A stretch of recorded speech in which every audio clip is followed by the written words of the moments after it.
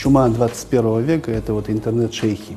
Вначале эти шейхи говорят красиво об исламе, а потом уже начинаются темы, там, подчиняться ли правителю, который не мусульманин, или же там, где ты живешь, это вот страна такая, вот там разврат и так далее. То есть потихоньку идет момент зомбирования, и мы знаем, что есть русскоязычные сайты, которые там именно такфиру призывают, к джихаду, которые говорят, вот там правительство такое-то, оно там кафирское правительство, особенно у молодежи.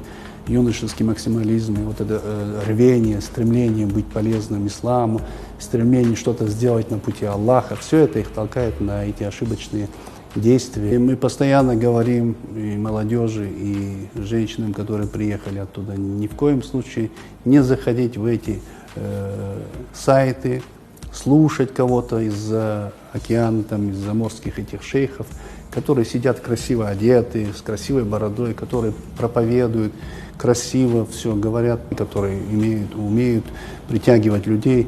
Для того, чтобы обезопасить себя, нужно изучать ислам, правила шариата, которые преподаются в этом месте, в этом государстве.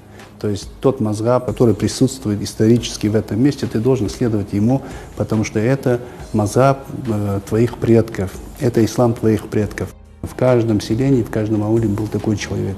И он как раз проповедовал тот ислам, который приносит мир, который приносит пользу людям. Таких людей не было никогда вреда, не было там войн, не было вот этого, то, что сейчас, допустим, мы видим. Вот эта вот идеология такфира, идеология джихада, этого вообще не было среди нашего народа. У нас все время ислам был мирный, и ислам помогал развиваться людям, то есть помогал брать знания, помогал вот именно очищаться духовно. И вот это все, то, что мы видели среди нашего народа.